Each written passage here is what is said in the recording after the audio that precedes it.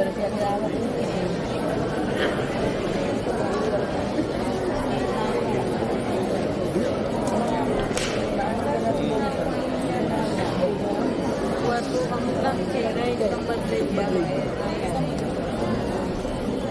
લોકોના મેકઅપ લઈ ગયા મેકઅપ બે નહીં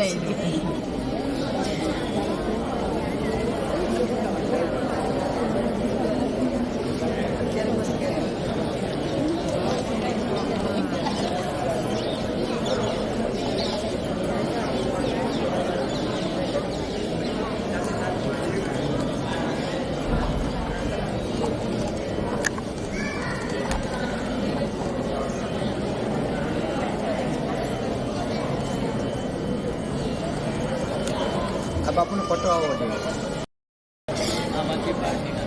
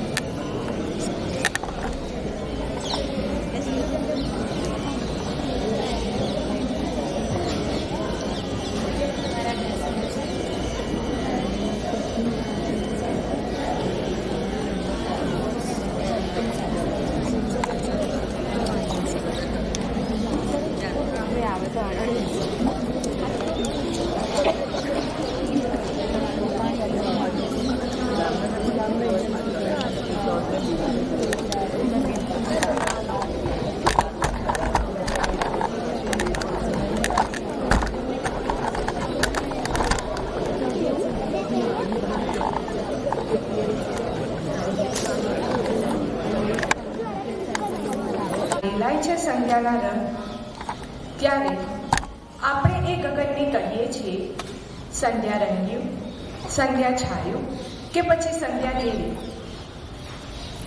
અલ્પાયુષી સંધ્યા કરી જાય છે રંગભર્યા હસ્તાક્ષર વિસ્તૃત ગગનપટ પર. માત્ર અલ્પકાળ માટે ને છતાંય એ બની જાય છે ગગનની ઓળખ.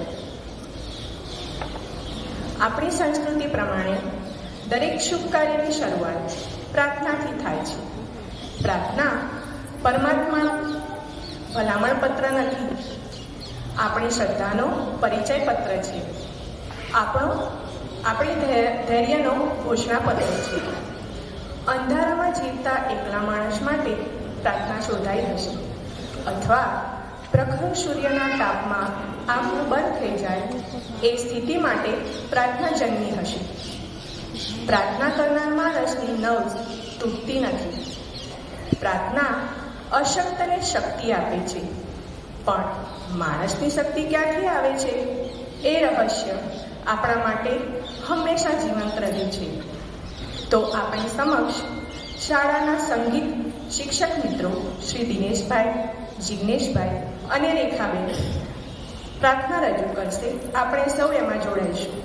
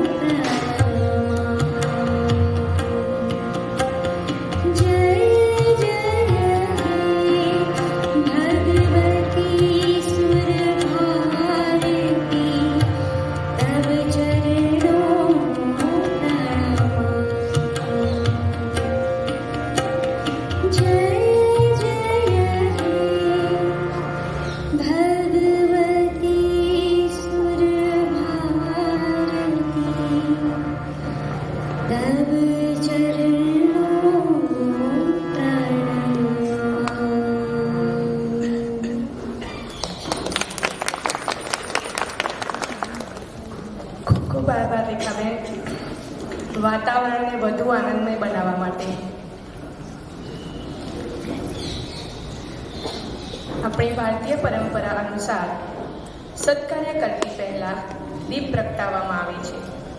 દીપ એટલે પ્રકાશ અને પ્રગટવું એટલે અંધકાર દૂર કરી માર્ગદર્શન આપવું. ઈશ્વર જ્ઞાનના પૂર્ણ ચૈતન્ય સ્વરૂપ તેમજ સર્વ પ્રકારના જ્ઞાનના ઉદ્ગમ સ્થાન છે. જ્ઞાનને પ્રગટ કરનાર અને જ્ઞાનના સાક્ષી છે. તેથી ઈશ્વરને સાક્ષી સ્વરૂપ દીપ પ્રાગટ્ય કરવામાં આવે છે. તો આવો આપણે સૌ ભેગા મળી દીપ પ્રજ્વલિત કરીએ. શાળા પરિવારના રેખાબેન અને રશ્મિકાબેનને કહીશ કે મહેમાનશ્રીને દીપ પ્રાગટ્યની વિધિ માટે આમંત્રિત કરે.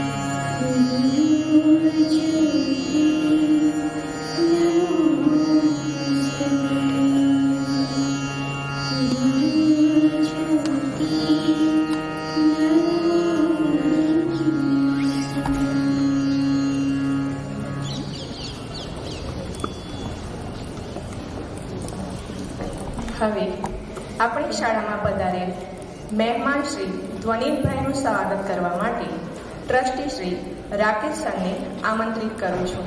Rakesh sir please.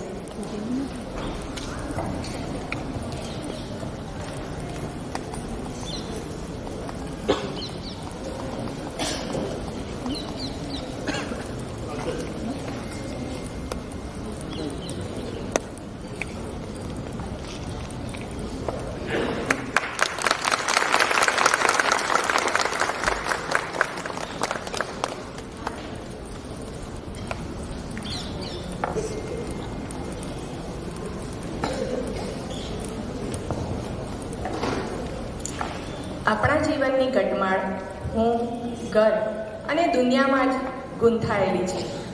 કહ્યું છે કે આપણું બુનિયાદી તત્વ તે માટી, પૃથ્વી આપણી માતા, પૃથ્વી આપણું ઘર. રાખના રમકડા તો પછીથી, પહેલાં માટીના રમકડા. મૃણમયતા અને ચૈતન્યના રાસાયણિક સાયુજ્યે સિદ્ધ થયેલું આપણું સર્જન. ભલે જન્મ્યા આપણે માની કુંખે, પણ આપણી માની પણ મા તો પૃથ્વી જ. જનનીની સાથે જન્મભૂમિનું નામ અમસ્તું દેવાતું નથી. પૃથ્વી ન હોત તો આપણે કોઈ હોત? આપણે સૌ પૃથ્વીનો જ વસ્તાર. આપણો તો પૃથ્વી પરના પશુ, પંખી, પ્રાણી ને વનસ્પતિ વગેરે સાથે સહોદરતાનો એટલે કે આત્મીયતાનો જ સંબંધ હોઈ શકે. હવે હું આપણા આચાર્ય હેતલબેનને કહીશ કે તેઓ આવે અને પ્રાસંગિક ઉદ્બોધન આપે તેમજ મહેમાનશ્રીનો પરિચય કરાવે. મેમ.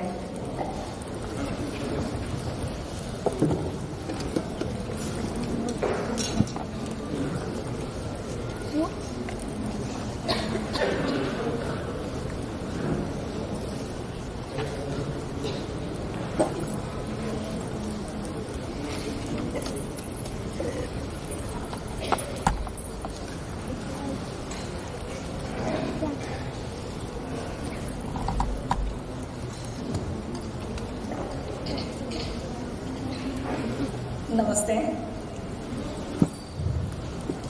વિચાર સંધ્યા 17મી છે, પણ તોય મને જે ભાવનામય વાતાવરણ ઊભું થયું છે ને પહેલી વાર ગોમતભાઈ આવ્યા અને હતું ને ફીલ કરાવી રહ્યું છે. એવો જ માહોલ, 5:30થી એવી જ તૈયારી, આગળથી એટલા જ પ્રતિભાવ અને આવવાની વાતો. આપણામાંથી ઘણા બધા નિયમિત આવીએ છીએ, છતાંય મને વાત ક્યાંથી શરૂ કરવી એ આટલી બધી ભાવનામય જે ક્ષણો છે એમાં કદાચ નથી સમજાઈ રહ્યું. છતાં પણ આજના આપણા આમંત્રિત મહેમાન ત્વનિતભાઈ ખૂબ સ્નેહી લાગ્યા.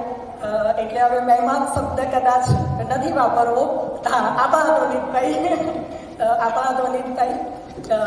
શાળા પરિવાર રાખો અને આપ સૌ આમંત્રિત મહેમાનો, સ્નેહીજનો, ઇવન ઘણા બધા તમારા શિક્ષકો, વિદ્યાર્થીઓ પણ ઘણા છે અને એમાં ભણીને ગયેલા શિક્ષકો ભણીને ગયેલા વિદ્યાર્થીઓ, અહીંયા કામ કરીને ગયેલા શિક્ષક મિત્રો પણ અહીંયા છે. તો એનો વિશેષ આનંદ છે કે આજે આ પરિવાર પાછો એક અલગ ફલક કે મુકામે આમ પહોંચ્યો હોય એવું આપણને લાગે. તો તમારા બધાની હાજરી તમને બહુ જ પ્રોત્સાહિત કરી રહી છે. આપણે અહીંયાથી 2-3 વર્ષ પહેલાં એવી પણ વાત કરી કે વિચાર સંધ્યા કેમ કરવી, પણ આજે સમજાય છે કે કરતા રહેવું. કોઈને ગમે તે રીતે સાંભળતા હોઈએ, આપણને એમના વિચારો મળી જતા હોય યુટ્યુબ કે સોશિયલ મીડિયાથી, પણ છતાંય પ્રત્યક્ષ મળવાની અનુભૂતિ કંઈક અલગ જ છે. અમે ક્યારના ફીલ કરી રહ્યા છીએ, આપણે સૌ હવેના 1 કલાકમાં ફીલ કરીશું. તો પ્રત્યક્ષ મળવું એ પ્રત્યક્ષ મળવું જ છે. બીજું, આપણી સૌની સાથે આપણે જે વહેંચ્યું તે કે આપણે આખો દિવસ કેટલા બધા ધ્વનિ સાથે જોડાયેલા રહીએ છીએ, ખૂબ સાંભળતા અને ખૂબ બધા પ્રતિભાવો આપતા રહીએ છીએ. મોટે ભાગે જે સાંભળીએ એની સામે આપણને પ્રતિભાવ આપવાની જ ઉતાવળ હોય. અમને પણ બહુ બધા એવું કહ્યું કે પહેલાં સાંભળો એમ, હે ને? અને એટલી બધી ઉતાવળ હોય આપણી વાત કરવાની કે સાંભળવાની જે ધીરજ છે એ કદાચ આપણે બધા જ બહુ ઝડપથી આમ ખોઈ રહ્યા છીએ. આશા છે કે આપણે જો 1 કલાક કોઈકને સાંભળવા આ રીતે આવી શકીએ છીએ તો આ ધીરજ એ હજી આશાસ્પદ છે કે જળવાઈ રહેશે. જેમ રવિન્દ્રનાથ ટાગોરે કહ્યું હતું ને કે બાળકો જન્મી રહ્યા છે એટલે હજી મને પૃથ્વી અને એની શક્યતાઓ પર ભરોસો છે. એવી જ કંઈક વાત આજે આ વાતાવરણ દ્વારા સમજાઈ રહી છે, અનુભવાઈ રહી છે. બસ આપણે વાત કરતા હતા કે આખો વખત જે બોલીએ એ લગભગ પ્રતિભાવો આપવા માટે. આપણી આમંત્રિત જે પત્રિકા છે નિમંત્રણ, એની અંદર જ આપણે આ વાત કરી હતી કે આપણે એવું કંઈક સાંભળીએ કે જે સાંભળ્યા પછી બસ વિચારવાનું હોય, આપણી સાથે જ રહેવાનું હોય, જરૂર પડે કદાચ એને મમડાવવાનું, વાગોળવાનું કે ક્યાંક વ્યક્ત કરવાનું હોય, પણ એના કોઈ ઉચાટ ભર્યા પ્રતિસાદ તો ના છોડે. તો એવા સરસ વિચારોમાં આવવાની સંધ્યા એટલે વિચાર સંધ્યા, અને આપણે સૌ એના માટે આજે ભેગા થયા છીએ. ધ્વનિતભાઈની વાત શરૂ થઈ ત્યારે જ એમણે કહ્યું કે આપણા ધ્વનિતભાઈ તો જેમના માટે આટલા બધા છે તો સ્વાભાવિક છે કે મારે એમના પરિચયની બહુ જ આવશ્યકતા કદાચ ના રહે. છતાં પણ જેમના નામમાં ધ્વનિ શબ્દ છે, જેમનો અવાજ, એમણે રેડિયો મિર્ચીમાં 20 વર્ષ કામ કર્યું, આઈ થિંક 2018થી છોડી દીધું, અને એ વખતથી એમનો અવાજ જેમને આપણને બધાને સ્પર્શતો, રેડિયો જોકી તરીકે આપણે એમને જોતા નહોતા છતાં એમને સાંભળીને એમના અવાજથી આકર્ષાતા અને એવી વાતો એ લઈ આવતા ત્યારે કે જે આપણી જ વાતો હોય અને જુદા જુદા સમુદાયમાંથી, જુદા જુદા લોકો વચ્ચેથી, એ અલગ અલગ વ્યવસાયના પણ હોય, બાળકો, યુવાનો અને વૃદ્ધો પણ હોય, સમાજનો દરેક વર્ગ પણ એમાં આવી જાય. એમની પાસેથી એ વાતો લઈ આવતા, એની સંવેદનાઓ ઝીલતા અને આપણા સુધી પહોંચાડતા. તો આવું સરસ રેડિયો જોકી તરીકે કામ કરનાર અત્યારે એમણે અલગ જ એક પ્રતિભા ઊભી કરી છે. આપ સૌ જાણો છો તેમ એ ગાયક પણ છે, બહુ સરસ ગાય છે ધ્વનિતભાઈ, અને એમણે મૂવીમાં કામ કર્યું છે, ગુજરાતી ફિલ્મમાં, એટલે બહુ સારા એક્ટર પણ છે.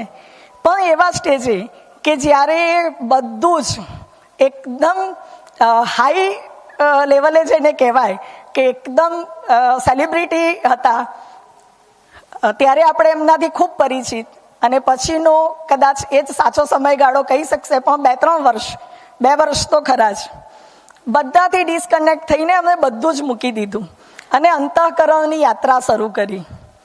એમને સાહિત્યમાં તો પહેલેથી રસ, બાળપણથી, અને સાહિત્ય, વાંચન, લોકોને મળવું એટલું ગમે. તો એને લઈને સમજાતું ગયું કે હું જે કરું છું એ કદાચ મારે જ્યાં પહોંચવું છે એના કરતાં જુદું છે, અને એ બધું જ મૂકીને એમણે અંતઃકરણની યાત્રા કરી. અને અંતઃકરણની યાત્રા પછીના ધ્વનિતભાઈ આપણને આજે મળવાના છે એમની વાતોમાં. અને બસ બીજું તો એ કે આપણે જાણીએ છીએ તેમ એમના ધ મોર્નિંગ શો, ટૂંકમાં જે રેડિયો આવતો એનું મોર્નિંગ મંત્ર એ એક વાત કહીને પૂરી કરતા. આની અંદર એટલા સરસ એમના વિચારો છે. મેં ફરી વાંચ્યું તો એ કાલે 10-11 ચેપ્ટર એના વંચાઈ ગયા, એટલી મજા આવી એમ કે એટલું આત્મસાત થતું ગયું. વચ્ચે જ્યારે કોરોના પછી આપણે બધા જ બિલકુલ ફ્રી હતા, ત્યારે ધ્વનિતભાઈ પણ એમના પરિવાર સાથે હતા એમ, એને હોય જ એમ. પણ એમની 2 દીકરીઓ છે, એક કૃષ્ણવી અને જયશ્વી તો હજી નાની છે. એમણે એમના બાળકો સાથે સમય ગાળ્યો, અને જેને કહીએ કે પેરેન્ટિંગની અંદર પણ એમને ખૂબ સજાગ રહીને, ખૂબ જાગૃતિપૂર્વક એ પેરેન્ટિંગ કરી રહ્યા છે, અને એમની દીકરીઓ એટલી જ સરસ રીતે ઉછરી રહી છે. એ દરમિયાન એમને થયું કે આપણે બાળકો માટે સરસ મજાના પુસ્તકો તૈયાર કરવા જોઈએ. ગુજરાતીમાં વાર્તાના પુસ્તકો ખૂબ છે, પણ ખૂબ જેને કહીએ કે આકર્ષક નથી, એમ કે આપણા બાળકોને જોઈને પકડીને વાંચવાનું મન થાય. તો એમણે ટચુકડી ટેલ્સ કરીને આ સિરીઝ હમણાં જ બહાર પડી અને છેલ્લા નેશનલ બુક ફેર આપણો જે અમદાવાદમાં થયો એમાં એને ધૂમ મચાવી એવું કહેવાય. મને પરાણે એક કોપી મળી પુસ્તક મેળા પછી. એટલી લોકોએ એને ખરીદી, એટલે કે આવકાર છે એનો. અને ખૂબ સરસ એમણે વાર્તાનું ચયન કરીને આને તૈયાર કરી છે. એના નામ પણ ખૂબ સરસ છે: રમતિયાળ પપ્પુ, જા કિટ્ટા, કાળી ગાડી પીળી ગાડી, કિલ્લોલ, કલશોર વગેરે વગેરે. એમની દીકરીની પણ એક વાર્તાનું પુસ્તક એની પોએમના સ્વરૂપે છે, ઓહિયા કરીને. તો બસ આ ધ્વનિતભાઈ કે જેમણે નિરાંતમાં પણ વાંચન, મનન અને એનું ખેડાણ કર્યું છે. અને બસ આપણે સૌ એમને સાંભળવાના છીએ. આમ જેને કહીએ ને કે આપણે સતત અત્યારે જેને ઝંખી રહ્યા છીએ એવી ભારતીય સંસ્કૃતિ, આપણા સહજ સંબંધો, શાશ્વત જીવન મૂલ્યો, સંવેદનશીલતા, સકારાત્મકતા જેવા વિચારો તે જીવે છે અને જેને મળે, જ્યારે મળે એને વહેંચવાનો પ્રયત્ન કરે છે. તો બસ આજે એવી સુંદર પળો આપણે એમની સાથે માણીએ. મને ખબર જ છે કે આટલા બધા તમે અમને સાંભળવા નથી જ આવ્યા, એટલે હવે મારી વાતને બિલકુલ હું વિરામ આપું, સજાગ થઈને. તમે મનમાં ને મનમાં કંઈ કહો એ પહેલાં અને બિલકુલ આપણે હવે આ ક્રમ ધ્વનિતભાઈને હેન્ડઓવર કરીએ. ધ્વનિતભાઈ આવો અને માણીએ અમે તમને. અરે વાહ, હા લઈ લઈએ, લાવ નીચે મૂકી દો. સરસ જ છે.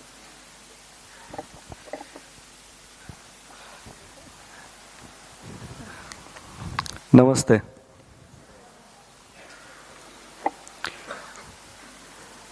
આપ સૌના પ્રસન્ન ચહેરા જોઈને મારા હૃદયની પ્રસન્નતા વધુ મહેકી રહી છે. ખૂબ ધન્યવાદ આટલી બહોળી સંખ્યામાં અહીંયા ઉપસ્થિત રહેવા બદલ. અને ખાસ તો હોલી ચાઇલ્ડ સ્કૂલ 17 વર્ષથી જે નિરંતર પ્રયાસમાં છે એ પ્રયાસને હું બિરદાવું છું. અને એ પ્રયાસને આજે મને સાકાર સ્વરૂપમાં જોવાની તક મળી એ બદલ ધન્યતાની અનુભૂતિ કરી રહ્યો છું. ટ્રસ્ટીગણ, બધા જ શિક્ષકો, નિવૃત્ત શિક્ષકો, વિદ્યાર્થીઓ, ભૂતપૂર્વ વિદ્યાર્થીઓ, વાલીઓ, બધાને મારા હૃદયથી ખૂબ ખૂબ ખૂબ અભિનંદન.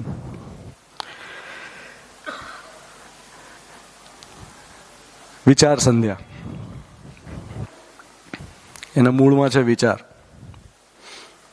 ક્યારથી એવું લાગે છે કે આપણે વિચારીએ છીએ? હું વિચારું છું એવું ક્યારથી લાગે છે?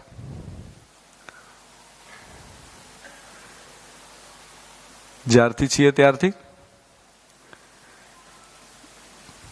ક્યારથી એવું લાગે છે કે તમે વિચારો છો? સમજતા થયા ત્યારથી. સમજીએ છે ખરા? સમજણ એટલે શું એના વિશે આપણને જાણ છે ખરી? કેટલી વાર તમે એવું વાક્ય સાંભળ્યું છે કે તું સમજતી જ નથી,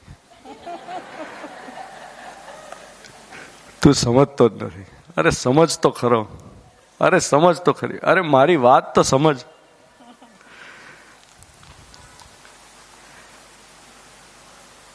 દરેક માણસ એની માન્યતાને અનુસરે છે. માન્યતાને જે અનુસરે તે માણસ,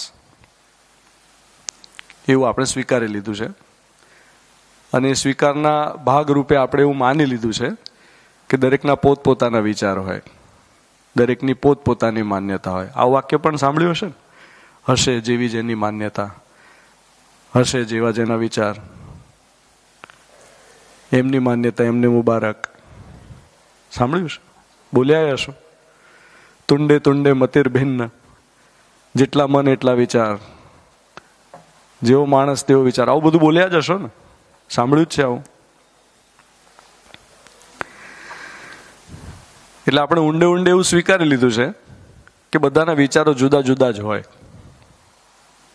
અને બે માણસના વિચાર મળે નહીં. કદી બે માણસના વિચાર મળે નહીં. આ માન્યતાથી અત્યારે આખો સમાજ વર્તે છે.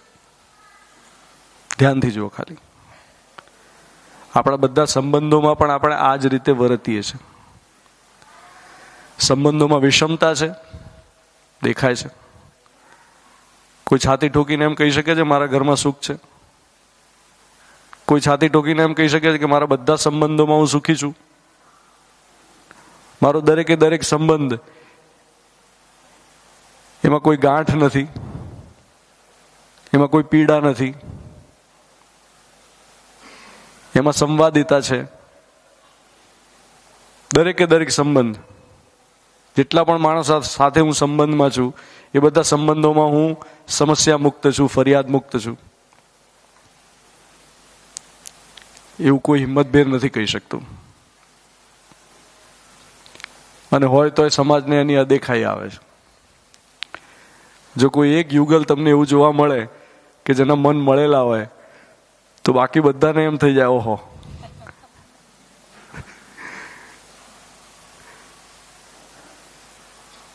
તો આપણે ક્યાંક એવું સ્વીકારી લીધું છે કે સંબંધોમાં તો આમ જ હોય, બે વ્યક્તિઓના વિચાર ક્યારે સરખા હોઈ ન શકે, બે વ્યક્તિઓ ક્યારે એકબીજા સાથે મનમેળમાં રહી ન શકે, કારણ કે બે જુદી જુદી વ્યક્તિઓ છે, બે જુદા માણસો છે, અને એમનામાં વિચારોમાં કોઈ રીતે સામરસ્યતા આવે જ નહીં. શરૂઆત આપણે અહીંથી કરીએ છીએ. એટલે આને કહેવાય ખાટલે મોટી ખોડ. કારણ કે આપણી શરૂઆત જ અહીંયાથી જ. એમ પછી આપણે ફરિયાદો કરીએ કે સંબંધમાં સુખ નથી, સંબંધમાં કોઈ સુખી નથી થતું. કારણ કે આપણી માન્યતા જ એ છે. અને મેં જેમ શરૂઆતમાં ભૂમિકા બાંધી એમ કે દરેક માણસ એની માન્યતાને અનુસરે છે, અને આપણી માન્યતાઓ બધાની ભિન્ન ભિન્ન છે, અને એ માન્યતાનો આપણે કોઈ આદર કરી શકતા નથી એવું આપણને લાગે છે. એને કારણે જ આપણા ઘરમાં સતત એક અજંપો, એક પ્રકારનો રઘવાટ, એક પ્રકારનો સહવાસમાં પણ ઉષ્મા ન હોવી, અથવા તો અપેક્ષાઓનો ભાર, તું મને સાંભળતો ખરી, ક્યારેક તો મારી વાત કોઈ સાંભળો, આ ઘરમાં કોઈ મારું સાંભળતું જ નથી.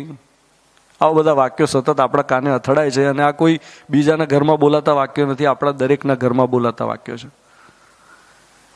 આ કોઈ બિગ બોસની દુનિયા નથી કે જેમાં આપણે કોઈ બીજાની બારીમાંથી ડોક્યું કરીને જોઈ રહ્યા છીએ અને એમ લાગે છે કે ઓહો એમના ઘરમાં ઝઘડા ચાલે છે. એવું નથી. આપણા દરેકના ઘરમાં આ જ સ્થિતિ છે. વિશ્વમાં મોટાભાગના ઘરોમાં અત્યારે ચર્ચાતું હોય છે ફેમિલી વોર્મિંગ. ચર્ચાતું હોય છે ફેમિલી વોર્મિંગ, પણ એમને ભય લાગતો હોય છે ગ્લોબલ વોર્મિંગનો. તમે લગ્નમાં જશો, કોઈ પણ જગ્યાએ જશો, મોટાભાગની ચર્ચાઓ જે છે એમાં આમ હોય બધું, છેવટે ફરીને ક્યાં આવે, કોના ઘરમાં શું ચાલે છે. અને કોઈની પાસે જાણે ઉકેલ ના હોય ને એવી સ્થિતિમાં છીએ આપણે આપણી સંસ્કૃતિ પ્રમાણે આપણે શાશ્વત માનવીય મૂલ્યોની વાત કરીએ છીએ, પણ એ મૂલ્યને પોતાના જીવનમાં જોવા કેવી રીતે, મારા આચરણમાં કેવી રીતે દેખાય, મારા સંબંધોમાં એ પ્રતિબિંબિત કેવી રીતે થાય, એના વિશેની સ્પષ્ટ સમજણ આપણી પાસે છે નહીં. કારણ કે હોય ને, જો સમજણ ખરેખર હોય ને તો એ પ્રમાણિત થાય. પ્રમાણિત થવાનો અર્થ શું છે? પરંપરા બને. સમજણની પરંપરા બને તો એ પ્રમાણિત થઈ કહેવાય. એ નથી બની, એ તો આપણી નજર સામે છે. લગ્ન જીવનમાં વિચ્છેદ, ભાઈ ભાઈનું સાથે ન રહેવું, કૌટુંબિક ક્લેશના કારણે લોકો આપઘાત કરે. આવી સ્થિતિમાં તો આપણે છીએ જ. આપણા વર્તમાન પત્રો આનાથી ભરેલા છે. સમાજની જ્યારે સમીક્ષા કરવા જઈએ ત્યારે આવું દેખાય છે કે આવું છે. અને સાવ સાદો રઘવાટ તો કેવો છે કે કોઈના ઘરમાં, તમારા ઘરમાં હમણાં થોડા સમય પહેલા દિવાળી વખતે બધા ભેગા થયા હશો, અને દિવાળી વખતે ભેગા થયા હશો ત્યારે શું વાત થતી હતી? તમારામાંથી કેટલા લોકોને એવું લાગે છે કે હવે તહેવારમાં પહેલા જેવી મજા નથી?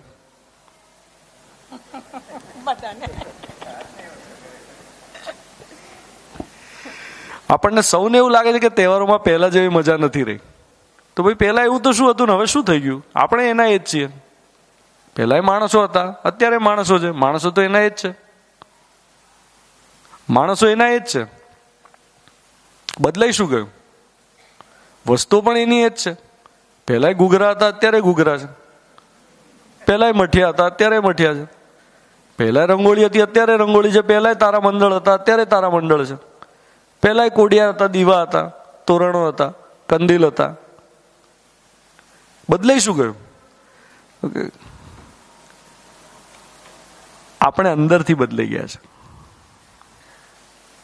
માનસિકતા બદલાઈ છે. માણસ એનો એ જ છે, માનસિકતા બદલાઈ છે. વસ્તુ એની એ જ છે, સંબંધો પણ એના એ જ છે. પહેલાય દાદા દાદી હતા, અત્યારે દાદા દાદી છે. પહેલાય પાડોશી હતા, અત્યારે પાડોશીઓ છે. તો પાડોશીઓ સાથેનો વ્યવહાર, દાદા દાદી સાથેનો વ્યવહાર, એકબીજાની પરસ્પરતામાં શું કરવાનું તે બદલાયું છે. એ બદલાયું છે. એનું મેનિફેસ્ટેશન એટલે શું? તો જ્યારે દિવાળીમાં તમે બધા ભેગા થયા હશો ત્યારે જમવા માટે ભેગા થયા હશો, સંવાદ કર્યો હશે, કંઈક વાતચીત કરી હશે. એ વખતે જ્યારે જમવા ભેગા થયા છે ત્યારે કેટલા લોકોનું ધ્યાન જમવામાં છે? ભોજનમાં ધ્યાન છે કે મોબાઈલમાં?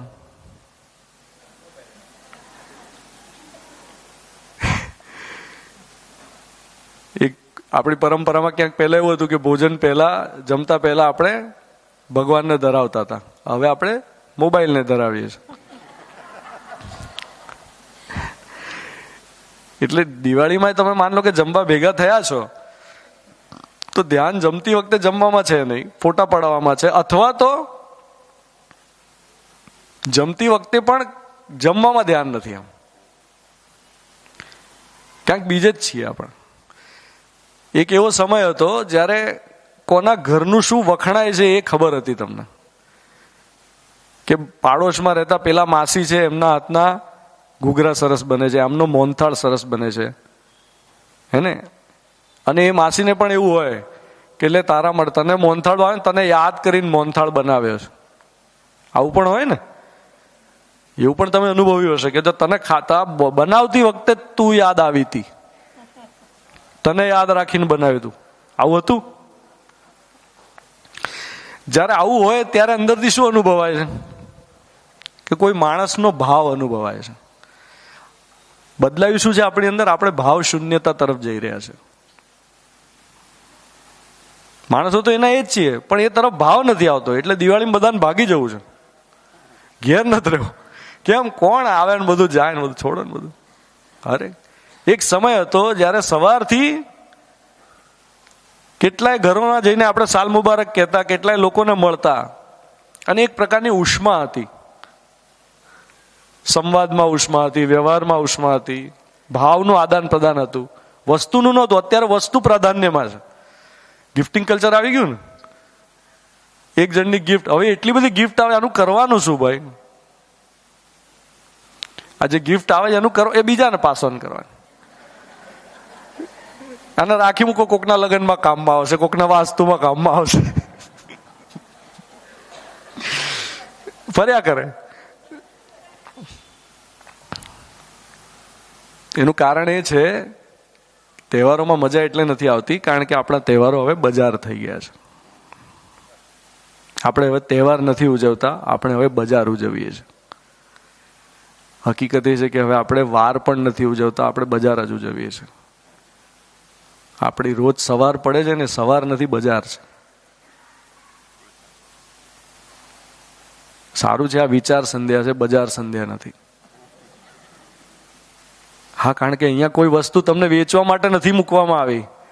અહીંયા પાછળ કોઈ બેનર નથી લાગ્યું કે ફલાણી ફલાણી કંપની પ્રેઝેન્ટ્સ વિચાર સંધ્યા, કો સ્પોન્સર્ડ બાય. હું અહીંયા ટી શર્ટ પર કોઈ લોગો પહેરીને નથી આવ્યો કોઈ કંપનીનો. જેટલા પણ લોકો એ કરે છે એ બધા બજારનો ભાગ છે, અને આપણે એ બજારને તાળીઓથી વધાવીએ છીએ. આપણા તહેવારોમાં બજાર છે સતત, અને બજાર આવશ્યક છે એવું પણ કહેશે. બજાર આવશ્યક છે એવું કહેનારા તો કહેશે જ, કારણ કે એનાથી જ રોનક છે, એનાથી જ ચમક દમક છે, એનાથી જ પ્રભાવ છે, એવું લાગે છે આપણને. એક વિચાર રજૂ કરું છું. આ બજાર પર આવેલો વિચાર લગભગ 1 વર્ષ પહેલા મેં ટાંક્યો હતો. આ ક્યાંય હજી સુધી પ્રકાશિત નથી થયો, એટલે કોઈ એવો ઈરાદો પણ નહોતો કે પ્રકાશિત થાય, પણ આ બજારની વાત નીકળી છે તો લેટ મી ફાઇન્ડ આઉટ. 1 જ સેકન્ડ આપો મને. હા, મળી ગયું. થોડા વખત પહેલા મેં આ લખ્યું હતું અને હું એવું સમજુ છું કે તમારા સુધી હવે પહોંચી જશે આટલી પૂર્વ ભૂમિકા પછી. બજાર જવાનું છે, ઘરથી બહુ નજીક છે. એક યાદી બનાવું છું, શું શું લેવાનું છે, નથી લેવાનું એ નક્કી કરું છું. શેની જરૂર છે, શેની નથી, અત્યારે નથી, કદીએ નહોતી, ક્યારેય નહીં હોય. ચોઈસની ચાળણીમાં પસંદગીઓ ચડાય છે. જેની જરૂર છે તેમાંય પાછા વિકલ્પો ઘણા છે. એક વસ્તુ માટે 10-15 વિકલ્પો. એમાંથી શું શું ગમે છે, શું નહીં, કેમ નહીં, વિચારોના ત્રાજવે ખપનું સપનું સઘળું તોળાય છે. આખરે વિચારોની અંદર અથડામણો, વિશ્લેષણો પછી છેકછાક રહિત પણ ગરબડિયા અક્ષરવાળું ઈચ્છાઓનું ફાઇનલ લિસ્ટ તૈયાર થાય છે. બજાર પહોંચતા જ સારા નરસાનું વિસ્મરણ થાય છે, કારણ કે બજાર મારા ખભે, મારા માથે ચડી જાય છે. હું જોઈ શકું છું કે ગમા અણગમાના પડદા પાછળ રહેલી મારી અસ્તવ્યસ્ત ઈચ્છાઓને હું બરાબર જોઈ નથી શકતો. હું જોઈ શકું છું કે ગમા અણગમાના પડદા પાછળ રહેલી મારી અસ્તવ્યસ્ત ઈચ્છાઓને હું બરાબર જોઈ નથી શકતો. મને હું ધૂંધળો દેખાઉં છું. મને બધું જ ધૂંધળું દેખાય છે, કારણ હું જાણું છું બજાર મારા માથે ચડી ગયું છે. બજાર લાગણીઓનો વ્યાપાર કરે છે. ધર્મગાદી વર્ચસ્વ માટે વ્યાપાર કરે છે. બજાર લાગણીઓનો વ્યાપાર કરે છે, ધર્મગાદી વર્ચસ્વ માટે વ્યાપાર કરે છે, રાજગાદી સત્તા માટે, શાસન માટે વ્યાપાર કરે છે. ઘરનું તાળું ખોલું છું અને ઝબકારો થાય છે. બજાર નજીક જ હતું. બજાર નજીક જ હતું તોય મેં તાળું માર્યું હતું ને.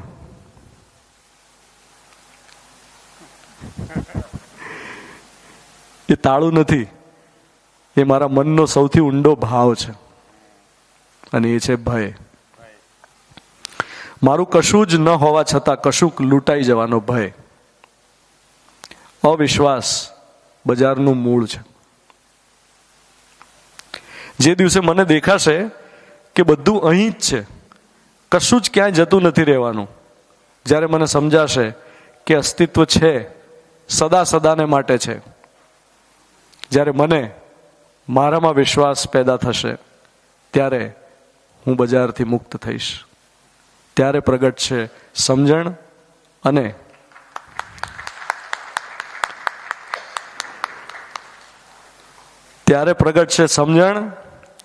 અને મને દેખાશે કે હું સમજી શકું છું શ્રમ અને ઉત્પાદન. જે દિવસે મને દેખાશે કે અસ્તિત્વ છે અને સદા સદા માટે છે, જ્યારે મને વર્તાશે કે મળેલા જ મળે છે, જ્યારે મને કદી ના બદલાતા અવિચળ સત્ય પર, પ્રકૃતિ પર, માણસ પર વિશ્વાસ અનુભવાશે, જ્યારે હું સમજીશ પ્રકૃતિમાં આવર્તનશીલતાને, જ્યારે હું સમજીશ શ્રમ અને ઉત્પાદન, જ્યારે હું આવશ્યકતાનો અર્થ અને અર્થની આવશ્યકતાને સમજીશ, ત્યારે પ્રયોજન આધારિત અર્થવ્યવસ્થાનો ઉદય થશે. ત્યારે બજારનો અંધકાર ઓગળશે અને પ્રગટશે સત્યની સમજણ, પ્રગટશે પરસ્પર ભાવના વિનિમયની સમજણ, પ્રગટશે સમાધાનવાળો ભૌતિકવાદ, અને ત્યારે માણસ માણસ બનશે.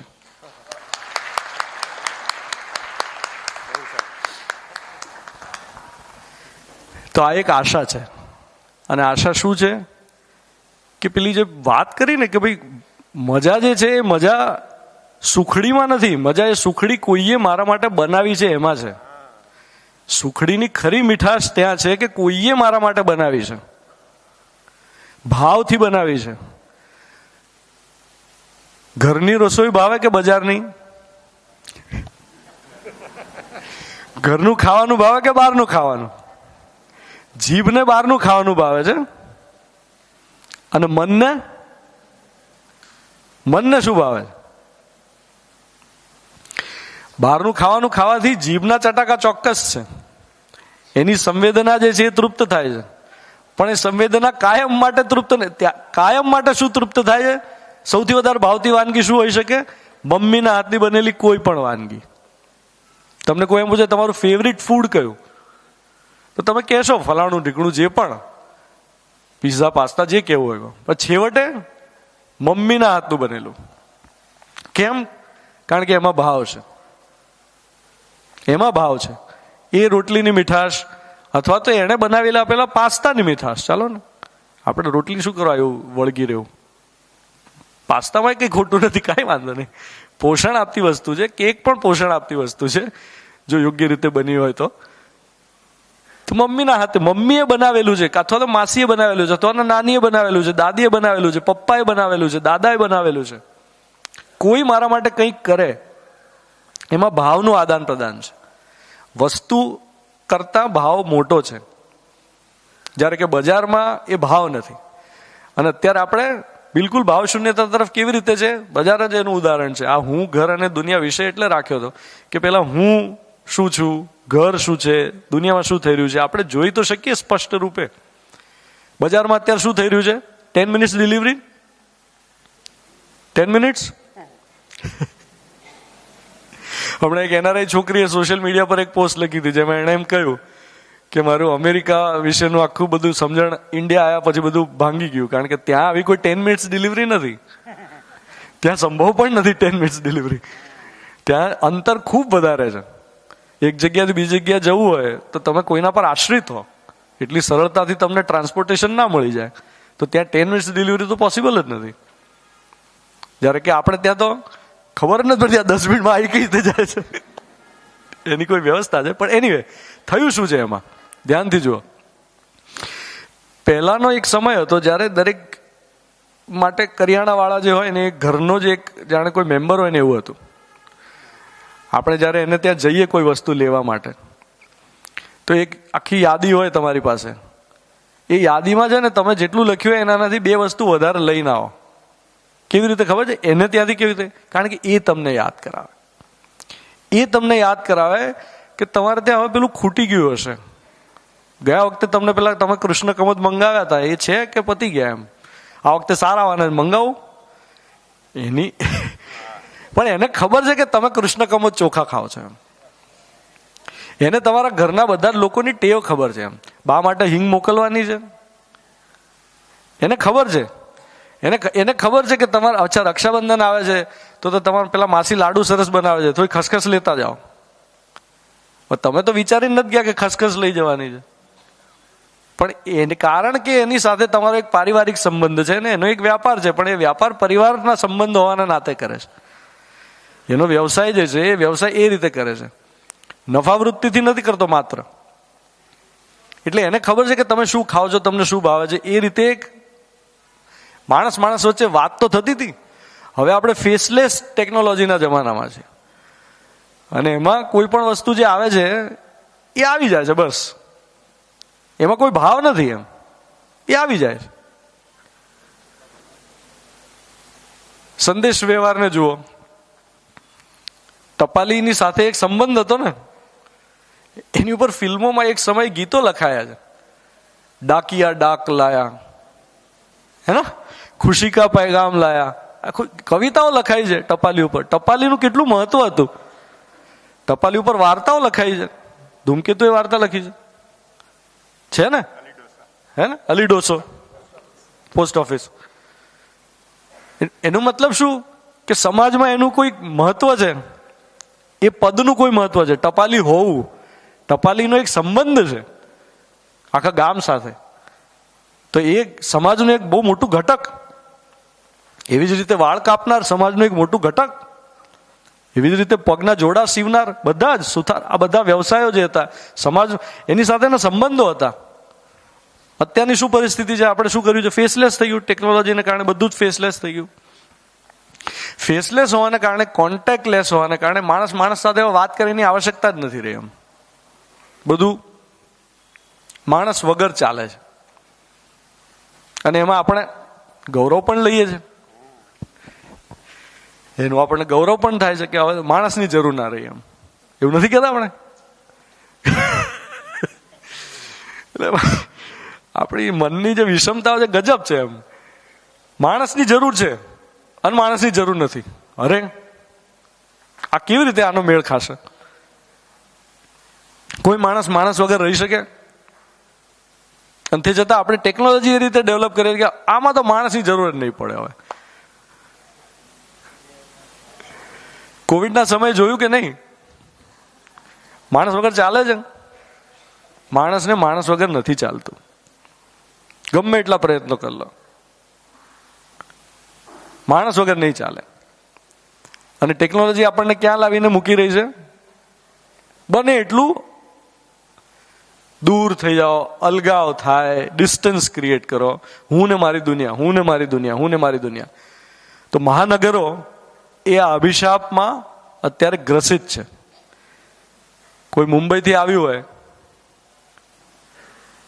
હવે તો અમદાવાદમાં પણ એવું જ છે કે એક ફ્લેટ હોય તો ફ્લેટમાં કોઈ એકબીજાને ઓળખતા જ ના હોય.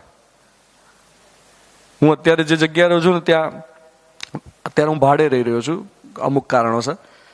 પણ ત્યાં હું રહ્યો તો મને કોઈ એડ્રેસ પૂછ્યું કે તું ક્યાં રહે છે? મેં કીધું અહીંયા રહું છું. મેં કહેતા આ બધા સોગિયા લોકો છે, કોઈ એકબીજા સાથે વાતે નથી કરતા.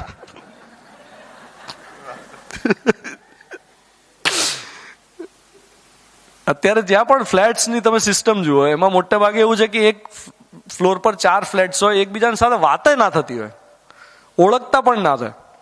અને હું તમને આ દિવાળીનું જ ઉદાહરણ આપું. અમે તો ભાડે રહેવા આવ્યા એટલે નવા છે, તો ત્યાં દિવાળીના સમયે, દિવાળી વખતે જ્યારે બેસતા વર્ષનો દિવસ હતો, તો અમારા સામેવાળા જે પાડોશી છે એ લિફ્ટમાં જ્યારે મળ્યા ત્યારે હેપી દિવાળી વિશ થયું. અને એમણે એમ કહ્યું કે આવજો અમારા ઘરે. એમ એક શિષ્ટતા છે, એમણે કહ્યું. અને મેં કીધું હા ચોક્કસ આવીશું. આવી એક સંવાદ તો થાય જ. મેં કીધું તમે પણ આવજો જ્યારે અનુકૂળતા હોય ત્યારે. હવે એ વાતને હમણાં 1 મહિનો પૂરો થયો હશે, અમે જઈ નથી શક્યા, એ આવી નથી શક્યા. પણ મુદ્દાની વાત, હમણાં ગયા અઠવાડિયે જ્યારે લિફ્ટમાં અમને ફરીવાર જ્યારે મળ્યા, મારી દીકરી ત્યાં ઊભી હતી. મારી દીકરી તરત શું કીધું, 4 વર્ષની છે, પપ્પા આપણે એમના ઘેર જવાનું બાકી છે. આપણે એમના ઘરે ક્યારે જઈશું? એમને ઘરે જવાનું બાકી છે. માણસને માણસ જોઈએ જ. માણસને માણસ વગર ના ચાલે. અને આપણે ટેકનોલોજી શું ક્રિએટ કરીએ છીએ? માણસની જરૂર નથી. એટલે કોઈ એકબીજાને ઓળખતો ના. અને આપણે કહીએ શું કે કોઈ નાહકનો ચંચુપાત ના કરે, નાહકની ગોસિપ ના કરે, આપણા કોઈ પૂછે નહીં મને, એવું જોઈએ છે ને.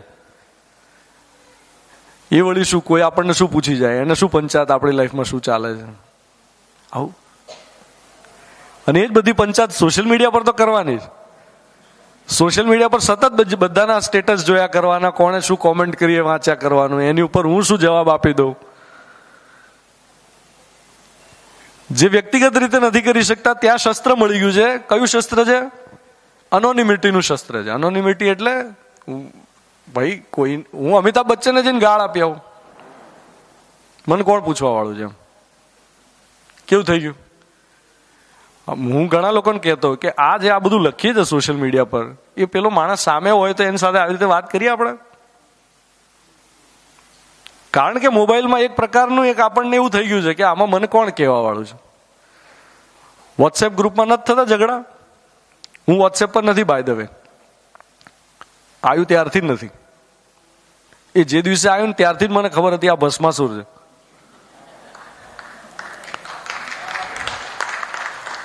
હાથ મૂક્યો ને ગયા. એટલે ત્યારથી મેં ચોઈસ કરી કે પર્સનલ તો કંઈ જ નહીં, પ્રોફેશનલી તો યુઝ કર્યું જ હશે ઓફિસમાં એ વખતે, નોટ ઇન માય ફોન. પણ રેડિયો કમ્યુનિકેશનમાં એ બી મારી એક વિડંબના રહી છે કે મારે ઇનફેક્ટ રેડિયો પર વોટ્સએપ ઇન્ટરેક્ટિવિટી શરૂ કરનાર આખા દેશમાં પહેલો આરજે હું હતો, કે જેમાં હું લોકોને એમ કહું કે તમે મને વોટ્સએપ કરો. પણ ત્યારથી મને ખબર હતી કે આ પર્સનલ તો નહીં થાય. તો કેમ વોટ્સએપમાં શું થાય છે તમે જુઓ.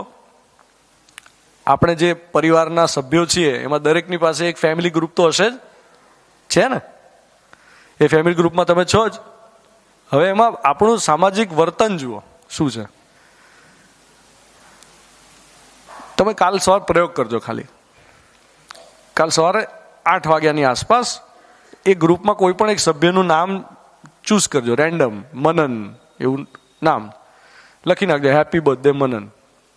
મનનનો બર્થડે નથી.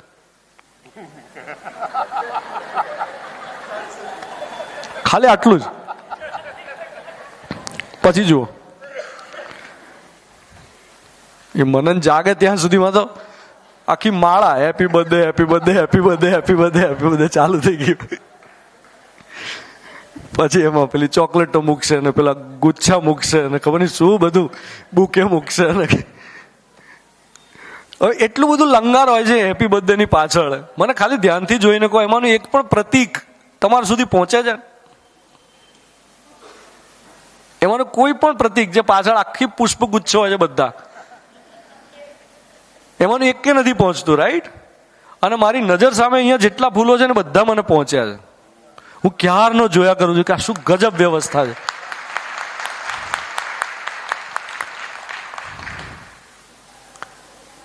મને એમ થાય કે આ ક્યાંથી આવ્યું આટલું સુંદર મજાનું ફૂલ, આ કેટલું સરસ ગોઠવ્યું છે. એમાંનું કોઈ એ જે માળા કરીએ છે એમાં કશું પહોંચતું નથી. પછી છે ને 8:30 9 વાગે ને ત્યારે લખજો પછી, oh I am sorry, it is not his birthday. અને એના પછી થોડી વાર રહીને પછી સન્નાટો, પછી એકદમ સન્નાટો. કોઈ ખબર શું કરો. પછી એવું લખજો કે I think he is not in the group. પતી ગયું. કાંઈ ખોટા લાગી જાય, નાની નાની વસ્તુમાં મન આળા થઈ જાય. દેશ કોણે ચલાવો એ બાબતે વોટ્સએપ ગ્રુપમાં ઝઘડા થાય. અરે આ શું! અને એમાં ખોટું લાગી જાય. એમ મને તો આશ્ચર્ય થાય છે. મતલબ મેં લોકોને પોતાની 20-20 30-30 વર્ષ જૂની દોસ્તી તોડતા જોયા છે માત્ર આ મુદ્દે કે આપણી રાજકીય વિચારધારા મળતી નથી. લો કે ખબર જ નહોતી તું આવો છું. અરે ખાલી એક રાજકીય મત નથી મળતો એના આધારે આપણે સંબંધ વિચ્છેદ સુધી જઈએ છીએ. વાહ, ક્યાં આવી ગયા? તો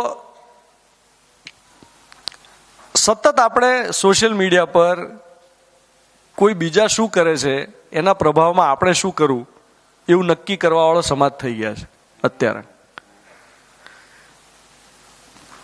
ઓ તમે તો ભાઈ દુબઈ ફરી આવ્યા ને, સિંગાપોર ફરી આવ્યા ને. હવે એ કોઈ બિચારું ફરવા ગયું છે, એક તો એને બહુ મજા આવે છે બીજા લોકોને બતાવવામાં.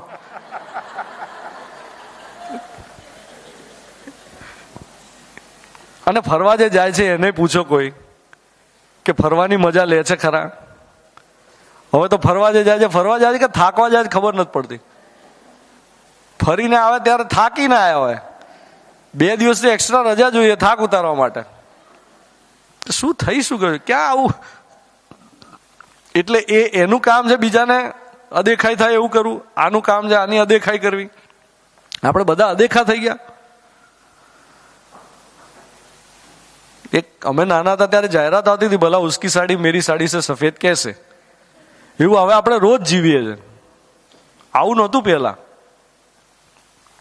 જાણે સહજીવનનો અર્થ જ આપણે ચૂકી ગયા હોય ને એવી જગ્યાએ આપણે આવી ગયા છે. સતત સરખામણીના ભાર તળે કચડાય છે. અને એ સરખામણીમાં જ કેટલા બધા નિર્ણયો લઈએ છે. પછી એ ઘર ખરીદવાનું હોય, કોઈની સાથે લગ્ન કરવાના હોય, કારકિર્દીની પસંદગી કરવાની હોય, કે એ બધું છોડો, બાળક કયા માધ્યમમાં ભણશે એ નક્કી કરવાનું હોય. આ બધી જ જગ્યાએ આપણે કોઈ સરખામણીના બોજ તળે એક પ્રકારની કાં તો ઇન્ફિરિયોરિટી કોમ્પ્લેક્સ ને કાં તો સુપિરિયોરિટી કોમ્પ્લેક્સ, આમાંથી આપણે કોઈ નિર્ણયો લેતા થઈ ગયા છે. સ્વતંત્ર નિર્ણય હું પોતાનો લઈ શકું એવી જાણે સ્થિતિમાં જ નથી લોકો. આવું પહેલા ક્યારેય નહોતું. આપણે બહુ અભૂતપૂર્વ સંક્રમણ કાળમાંથી પસાર થઈ રહ્યા છે. અને સંક્રમણ એટલા માટે કે આ બધું જેટલું છે એ બધું એકચ્યુઅલી સારા માટે છે. કારણ કે જેટલી વધારે પીડા એટલી જલ્દી રાહત મળશે. પીડા વધે તો માણસ રાહત પણ શોધશે અને ખરેખર સમાધાન ક્યાં છે, ખરેખર સમજણ ક્યાં છે એ પણ શોધશે. કારણ કે સમસ્યાથી ગ્રસ્ત રહેવું તો કોઈ માણસને પાલવે એમ છે નહીં. કોઈ છે અહીંયા જે દુઃખી થવા માંગતું હોય? કોઈ છે? હા, સામે ચાલીને દુઃખી થઈએ છે, આપણને દેખાતું નથી સ્પષ્ટતાથી, એ એક જુદી સમસ્યા થઈ. પણ કોઈ ઇન્ટ્રિન્સિક કોઈ દુઃખિત થવા માંગતું હોય કે મારે તો સુખી, મારે તો જોઈતું જ નથી સુખ, એવું કોઈ છે નથી. માણસ માત્ર સુખી થવા માટે જેટલા પણ આપણે પ્રયત્નો કરીએ છીએ જન્મ્યા ત્યારથી લઈને છેક સુધી, એ બધા માત્ર ને માત્ર સુખી થવા માટેના છે. હા કે ના? જે પણ કંઈ કરીએ છીએ એમાં કોઈ ખોટા વિકલ્પો પણ પસંદ કરીએ છીએ, કોઈ ખોટા કામ પણ કરીએ છીએ. કોઈ માની લો કે સ્મોકિંગ કરે છે, જે સ્મોક કરે છે એ સુખી થવા કરે છે કે દુઃખી થવા કરે છે? પોતે તો સુખી થવા માટે જ કરે છે, જસ્ટિફાઈ કરી દે છે એને. પોતાની કોઈ પણ ટેવ હોય જેને આપણે કુટેવ કહીએ છીએ, એ પોતે એને જ્યારે ધ્યાનથી જુઓ, એ માણસ સુખી થવા માટે કરે કે દુઃખી થવા માટે કરે છે? પોતે તો સુખી થવા માટે. એને દેખાતું નથી કે હું દુઃખી થઈશ આનાથી, અથવા દેખાતું હોય તો એને અવગણે છે. કોઈ માણસ એવો નથી જે દુઃખી થવા માટે કંઈ પણ કરતો હોય. હવે બધું જ જો આપણે સુખી થવા માટે કરતા હોય ને તોય સુખ ઝાંઝવાના જળ જેવું લાગે, એ કેવું? સુખ ક્યાં છે એ તો ખબર જ નથી, એડ્રેસ જ કોઈ આપતું નથી. કોઈ ભાઈ પરમાનન્ટ એડ્રેસ તો બતાવો, સુખનું સરનામું આપો. ડોક્ટર શ્યામલ મુનશી એમણે એક સરસ લખેલું છે, આ સુખનું સરનામું આપો, સુખનું સરનામું આપો, સુખનું સરનામું આપો. જીવનના કોઈ એક પાના પર, જીવનના કોઈ એક પાના પર એનો નકશો છાપો. સુખનું સરનામું આપો, સુખનું સરનામું આપો, સુખનું સરનામું આપો. સૌથી પહેલા એ કહો કે ક્યાંથી નીકળવાનું, કઈ તરફ આગળ વધવાનું ને ક્યાં ક્યાં વળવાનું. એના ઘરનો રંગ કયો છે, ક્યાં છે એનો ઝાપો. સુખનું સરનામું આપો, સુખનું સરનામું આપો, સુખનું સરનામું આપો.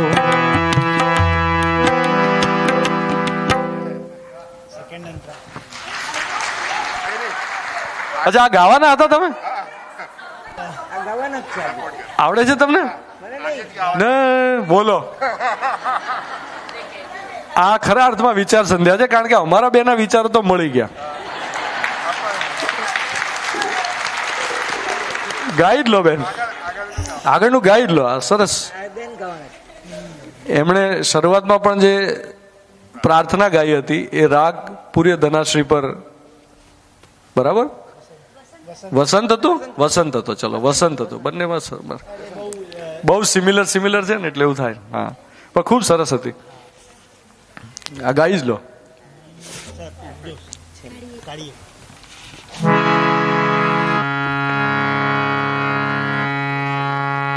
સુખનું સરનામું આપો, સુખનું સરનામું આપો, સુખનું સરનામું આપો, સુખનું સરનામું આપો. જીવનના કોઈ એક પાના પર એનો નકશો છાપો.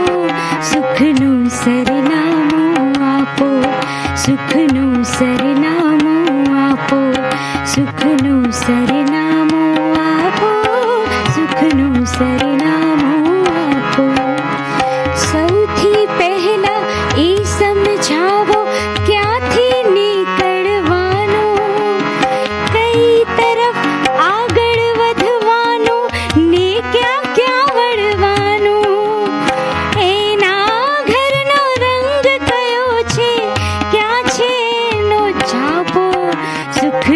સરનામું આપો, સુખનું સરનામું આપો, સુખનું સરનામું આપો, સુખનું સરનામું આપો.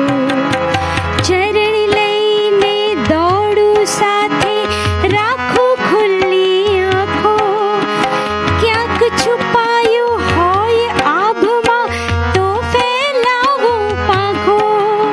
ચરણ લઈને દોડું સાથે, રાખું ખુલ્લી આંખો, ક્યાંક છુપાયું હોય આભમાં તો ફેલાવું પાંખો.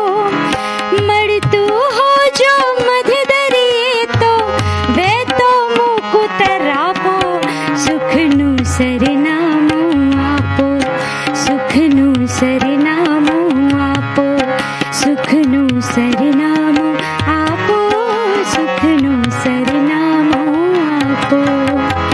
કેટલા ગાઉં જોજન ફલાંગ, કહો કેટલું દૂર, ડગ માંડું કે મારું છલાંગ, કહો કેટલું દૂર. મન અને મૃગ જળ વચ્ચેનું અંતર કોઈ માપો, સુખનું સરનામું આપો, સુખનું સરનામું આપો, સુખનું સરનામું આપો, સુખનું સરનામું આપો, સુખનું સરનામું આપો, સુખનું સરનામું આપો, સુખનું સરનામું આપો.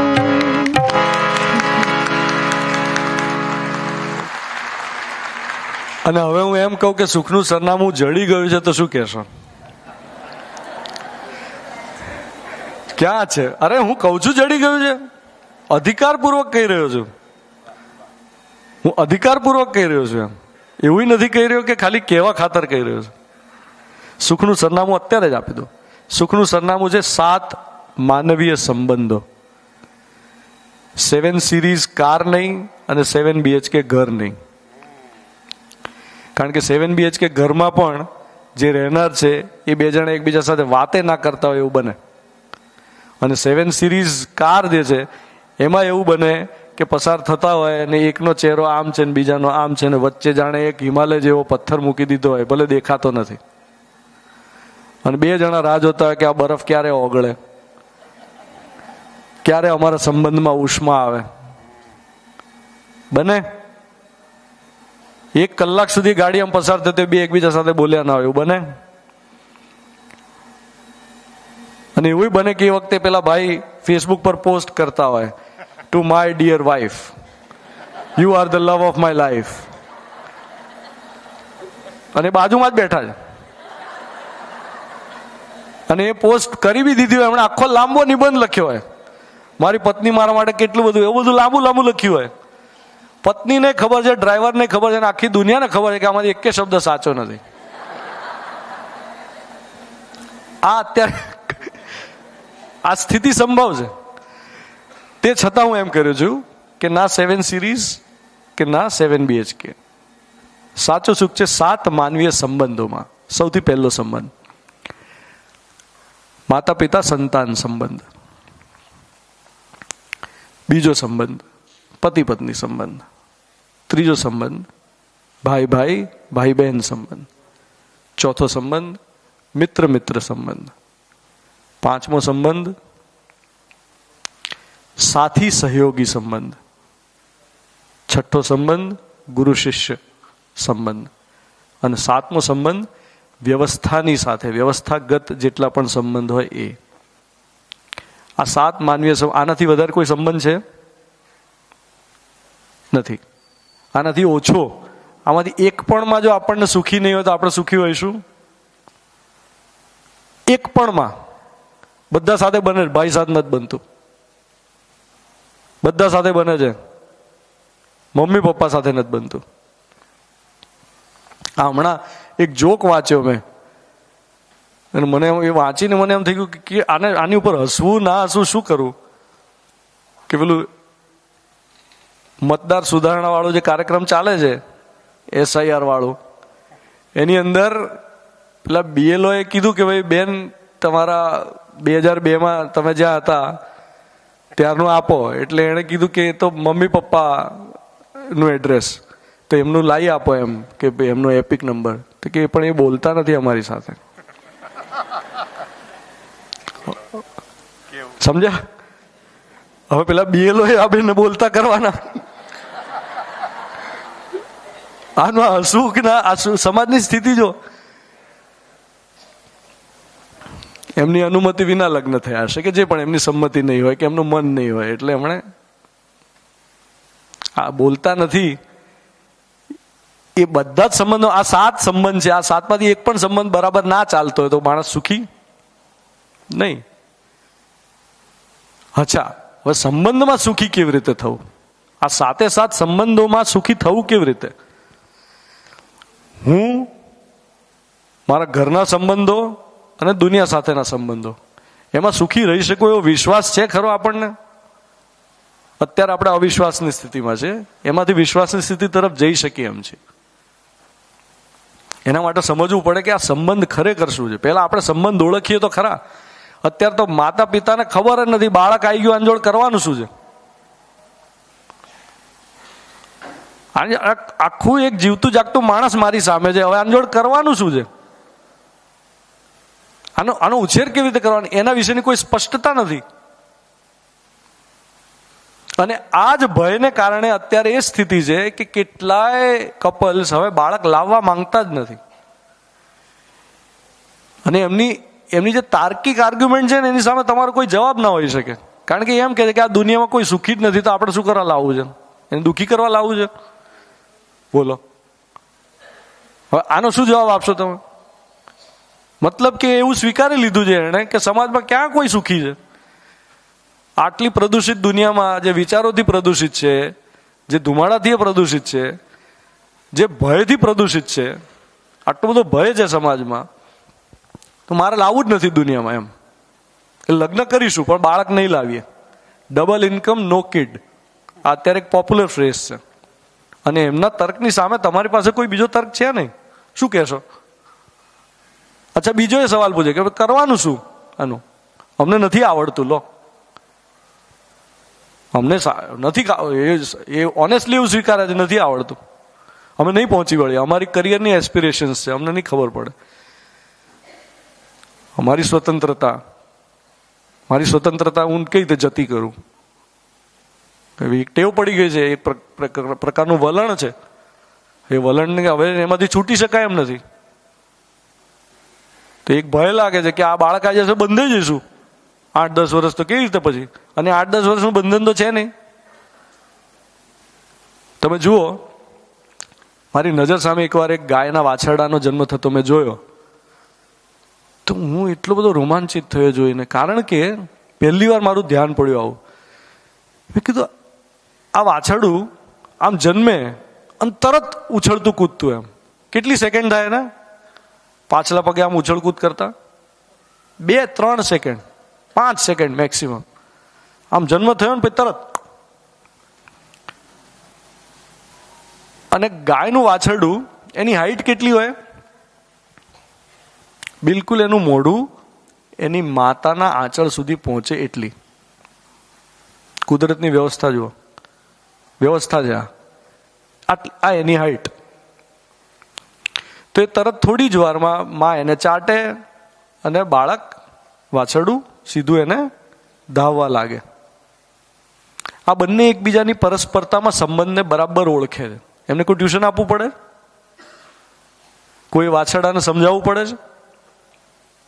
અમે લોકો ગોવાના દરિયા કિનારે ગયા હતા એકવાર, કર્ણાટક બોર્ડર ને ગોવાની બોર્ડર પર. ત્યાં છે ને ઓલિવ રિડલીઝ ટર્ટલ, એટલે એવા ટર્ટલ્સ છે કે જે ત્યાં આવે અને ત્યાં પછી એ કાચબા એ ત્યાં ઈંડા મૂકે. હવે એ થાઉઝન્ડ્સ ઓફ કિલોમીટર્સની જર્ની કરીને આવે, ત્યાં એ તટ ઉપર ઈંડા મૂકે. ઈંડા મૂકીને પેલા તો જતા રહે. હવે ઈંડા જે છે એનું સેવવાનું કામ જે છે એ કુદરતને આધીન છે. ઈંડા, હવે આ ઓલિવ રિડલી ટર્ટલ જે છે એ નાશપ્રાય અથવા લુપ્ત થતી પ્રજાતિ છે, અને એને કારણે હવે એનું સંવર્ધન ત્યાં શરૂ થયું છે. એટલે ફોરેસ્ટ ડિપાર્ટમેન્ટ જે છે એ ત્યાંના જે માછીમારો છે એમને ખાસ સૂચના આપેલી છે કે જ્યારે પણ આવા ઈંડા મુકાય તમારે ફોરેસ્ટ ડિપાર્ટમેન્ટને જાણ કરવાની. એ લોકો સ્પેશિયલ પાંજરા બનાવ્યા છે જેથી ત્યાંના કૂતરા એ ઈંડા ખાઈ ના જાય, અને એ પાંજરાની અંદર ઈંડા હેચ થાય, સેવાય. જેવા અંદરથી પેલા ટર્ટલ્સ નીકળે એટલે એ કાંઠા પર દૂર છે, જેવા નીકળે એટલે તરત જ ફૂટીને તરત ચાલતા ચાલતા ચાલતા સીધા દરિયામાં જતા રહે. અને દરિયામાં જઈને પાછા ક્યાં જશે? એ જ જર્ની આખી ફરશે દુનિયામાં, દુનિયામાંથી ફરીને પાછા આવશે, પાછા આવીને એ જ જગ્યાએ ઈંડા મૂકશે જ્યાં એને જન્મ્યા હતા. આખી પ્રોસેસ છે ગજબ કુદરતની. એને કોઈ ટ્યુશન આપવું પડે છે? એને કોઈ ટ્યુશન નથી આપવું પડતું કે એને શું કરવાનું છે. કટ ટુ માણસનું બચ્ચું જન્મે, નાનું બાળક, નવજાત શિશુ, એને આવી કોઈ જ સમજણ છે? શું એક માણસનું બાળક જન્મે તો એ બીજા માણસના ટેકા વગર કેટલો સમય જીવી શકે? અહીંયા તો મેં તમને બતાવ્યું કે આ કાચબો જે છે એ બીજા કોઈના પણ ટેકા વગર, ખાલી એને આટલો સપોર્ટ જોઈતો હતો કે કોઈ કૂતરું ના ખાઈ જાય, બરાબર? પણ એ સિવાય એ પોતાની જર્ની જાતે ખેડી શકે છે, કરી શકે છે. પણ એક માણસનું બાળક, એનું કેટલો સમય ધ્યાન રાખવો પડે? કેટલો સમય? 5 વર્ષ. બોલો બોલો, કેટલું શું લાગે છે એમ?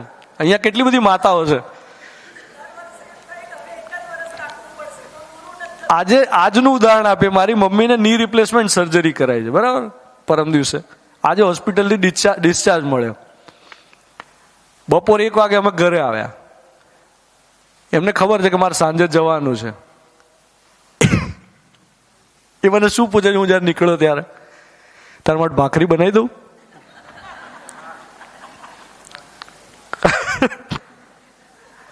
હજી હમણાં જ તું ભાખરી લેતો જા ને એક ડબ્બામાં, કેમ કે ખબર છે એમને કે હું બહારનું ખાઈશ નહીં, જમવાનો ટાઈમ થઈ જશે, પાછો વળીશ ત્યારે રસ્તામાં દૂધ લઈ લે ને, દૂધ ભાખરી ખાઈ લેજે. કેમ? હું એમને એમ કહું કે ભાઈ હવે તમારે ક્યાં સ્વીકૃતિ. દરેક માતાના મનમાં એક ઊંડી સ્વીકૃતિ છે કે આ બાળક મારું પ્રતિરૂપ છે અને એનું પોષણ કરવાની જવાબદારી આજીવન મારી છે. અહીંયા જેટલી પણ માતાઓ છે એ બધા આ ભાવને બરાબર સમજે છે. અને જે સંતાનો આ ભાવને બરાબર નથી સમજ્યા એ લોકોને હેપી મધર્સ ડે કહેવાનો કોઈ અધિકાર નથી.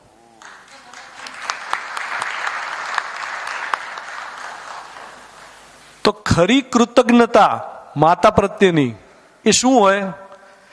જે માતાએ મારા શરીરને જન્મ આપ્યો, એણે મારા શરીરનું જે રીતે પાલન પોષણ કર્યું, જે ઉષ્માથી, જે સ્વીકૃતિથી આ શરીરને અહીં સુધી પહોંચાડ્યું, એટલી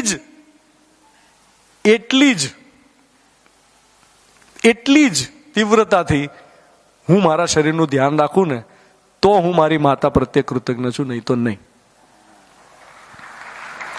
મારી માએ મારા શરીરનું જેટલું ધ્યાન રાખ્યું એટલું મારે ધ્યાન રાખવું. તો મતલબ હું મસાલો ખાઉં, ગુટકા ખાઉં, બીડી સિગરેટ પીવું કે બીજા કોઈ પણ શરીરને અનુકૂળ ના હોય એવા કોઈ પણ કામ કરું, ઉજાગરા કરું, મોબાઈલનું એડિક્શન રાખું, જે પણ કહી, જે પણ તમને એવું લાગતું હોય કે આ શરીરને નુકસાનકારક છે, એવું જેટલી વાર કરું છું એટલી વાર હું મારી માતાનું અપમાન કરી રહ્યો છું. આપણે ગ્રેટિટ્યુડ આ બધું બોલીએ છે ને, કૃતજ્ઞતા ને બધા ભારે. ખરી કૃતજ્ઞતા અહીંયા છે. તો માતા પિતા સંતાન સંબંધમાં કૃતજ્ઞતાનો ભાવ આવે, જ્યારે આવે ત્યારે સંબંધને મેં બરાબર ઓળખ્યો કહેવાય, નહીં તો નહીં.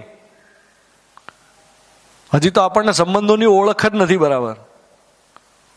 આપણે છે ને આપણા સંબંધો, થોડું કડવું લાગશે પણ આપણા સંબંધો છે ને એ અત્યારે સગવડ છે, સંબંધો નથી. આપણે સંબંધોને સગવડ ધારી લીધા છે. રિલેશનશિપ્સ છે ને એ કન્વિનિયન્સ બની ગઈ છે. લગ્ન પણ આપણે સગવડના હેતુથી કરીએ છીએ. દાદા દાદી પણ સગવડથી સાચવીએ છીએ. એટલે તો જ્યારે કોઈ અમેરિકા જાય તો પછી ત્યાં બાળક થશે અને એના માટે થઈને સાસુ સસરાને સાચવવા પડશે, એવી મનોવૃત્તિ હોય. દેખાય છે ને, આવા ઉદાહરણો છે ને. અને એવું નથી કે બધા એવું કરે છે, એવું નથી કહેતો, પણ આવું છે તો ખરું. આપણા સંબંધ, ગુરુ શિષ્ય સંબંધને આપણે હજી બરાબર રીતે જોયો નથી. મિત્ર મિત્ર સંબંધને આપણે હજી બરાબર રીતે જોયો નથી. આપણું ધ્યાન નથી કે ખરેખર સાથી સહયોગી હોવું એટલે એક્ઝેક્ટલી શું. આપણે તો એકબીજાને પાડવામાં પડ્યા છે.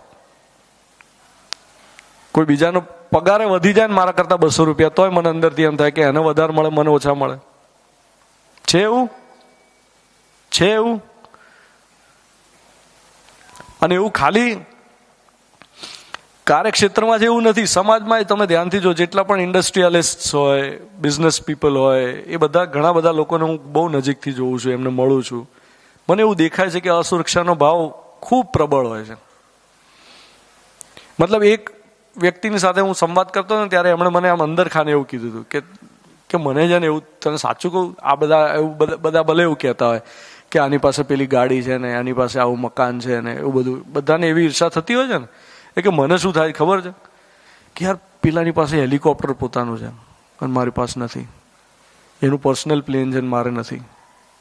આવું એમણે મને કન્ફેસ કર્યું હતું. મેં કહું તમારી કમસે કમ તમે આટલું કહી શક્યા એ મોટી વસ્તુ છે. આપણે બધા તો સ્વીકારની સ્થિતિમાં જ નથી આવતા કે મને આવું થાય છે.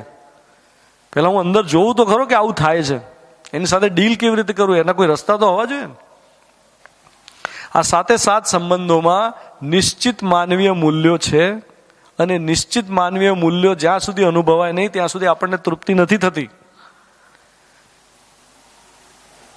કોઈ માતા પિતાએ સંતાનને જન્મ આપ્યો હોય અને એનું બાળક મોટું થઈ અને એને એમ કહી દે હવે રાખો ને બધું તમારી પાસે, માર નહીં તમારી વાત સાંભળવી, આખો શું ટકટક કર્યા કરો છો. જ્યારે જો ત્યારે નાની નાની વસ્તુમાં તમારો કકળાટ હોય. શું થાય? માતા પિતાની હાલત શું થાય?